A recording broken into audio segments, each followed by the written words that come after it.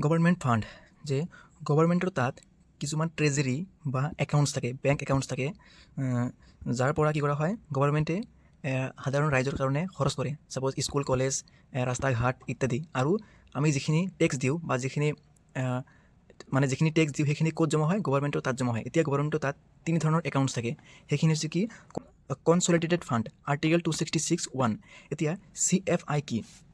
যে CFI বা consolidated fund হৈছে ভাৰত চৰকাৰৰ প্ৰধান একাউণ্ট বা মেইন একাউণ্ট, য'ৰ পৰা কি কৰা হয়? খৰচ কৰে, য'ৰ পৰা ভাৰত চৰকাৰে খৰচ কৰে সাধাৰণ ৰাইজৰ কাৰণে। আৰু আমি যিখিনি টেক্স দিওঁ সেইখিনি তাত জমা হয়। এতিয়া ক'ত ক'ত খৰচ কৰে আৰু ক'ৰ পৰা ইনকাম জেনেৰেট হয়?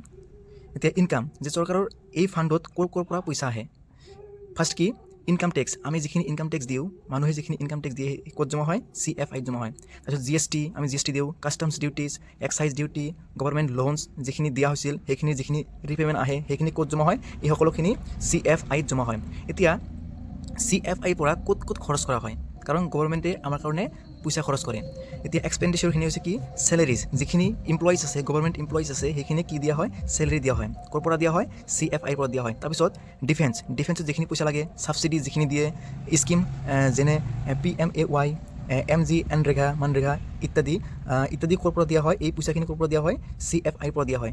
এটা ইম্পৰ্টেণ্ট কথা হৈছে কি যে গভৰ্ণমেণ্টে এই পইচাখিনি পাৰ্লিয়ামেণ্টৰ বিনা আদেশত দিব নোৱাৰে, বা পাৰ্লিয়ামেণ্টত পাছ হ'ব লাগিব, বা পাৰ্লিয়ামেণ্টৰ পৰা পাৰ্মিশ্যন ল'ব লাগিব।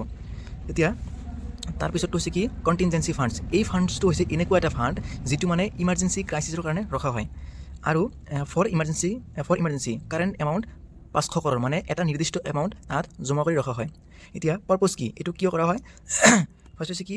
নেচাৰেল ডিজাষ্টাৰ্ছ, মানে যদি প্ৰাকৃতিক দুৰ্যোগ আহে বা ৱাৰ ইমাৰ্জেঞ্চি, যদি হঠাৎ কোনো এখন দেশৰ লগত কি হয়? ৱাৰ ষ্টাৰ্ট হয়, তেতিয়া বহুত পইচাৰ দৰকাৰ হয়। তেতিয়া ক'ৰ পৰা খৰচ কৰা হ'ব? কণ্টিনজেঞ্চি ফাণ্ডছৰ পৰা খৰচ কৰা হ'ব। তাৰপিছত আৰু কি আছে? ছাডেন মেডিকেল ক্ৰাইচিছ, আৰু যদি হঠাৎ মেডিকেল ক্ৰাইচিছ হয়, যেনে কৰোণা ভাইৰাছৰ সময়ত হঠাৎ মানে মেডিকেল ক্ৰাইচিছ হৈছিল, তেতিয়া ক'ৰ পৰা পইচা খৰচ কৰিব? কণ্টিনজেঞ্চি ফাণ্ডছৰ পৰা পইচা খৰচ কৰিব। আৰু ইয়াৰ পিছত যেতিয়া ক্ৰাইচিছখিনি দূৰ হ'ব, তেতিয়া কি কৰিব? চৰকাৰে সেই পইচাখিনি হিচাপ দিব, আৰু হিচাপ দি কি কৰিব? আকৌ এই কনচলিডেটেড ফাণ্ডৰ পৰা পইচা ইয়াতে জমা কৰিব। কাৰণ ছাপ'জ 500 crore আছিল, তাৰ পৰা 200 crore ইউজ কৰা হৈছে ৱাৰৰ সময়ত বা মেডিকেল ক্ৰাইচিছৰ সময়ত, তেতিয়া ইয়াতে খালী হৈছে নে নাই? খালী হৈছে। তেতিয়া আকৌ ইয়াৰ পৰা যিখিনি খালী হৈছে সেইখিনি ভৰ্তি কৰি দিয়া হ'ব। কাৰণ কণ্টিনজেঞ্চি ফাণ্ডছটো এনি টাইম ফুল কৰি ৰাখিব লাগে। তাৰপিছত হৈছে পাব্লিক একাউণ্টছ। মানে পাব্লিক একাউণ্টছ হৈছে এনেকুৱা এটা একাউণ্টছ যিটো মানে চৰকাৰে বেংকৰ নিচিনা কাম কৰে, বা ট্ৰাষ্টিৰ নিচিনা কাম কৰে। চৰকাৰে কয় যে আমাৰ ওচৰত টকা জমা কৰি থোৱা, আমি তোমালোকক ফিউচাৰত গৈ সেই টকাখিনি ঘূৰাই দিম। ইনফ্ল' মানে ক'ৰ পৰা টকা আহে। PF, যিখিনি এমপ্লয়িৰ PF জমা হয়, সেইখিনি ক'ত জমা হয়?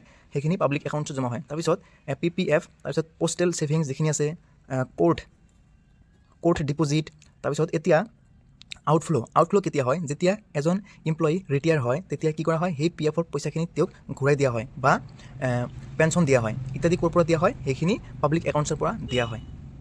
আৰু পইচা উলিয়াবৰ কাৰণে পাৰ্লিয়ামেণ্টৰ পৰা পাৰ্মিশ্যন ল'বই লাগিব, এইটো মেণ্ডেটৰী।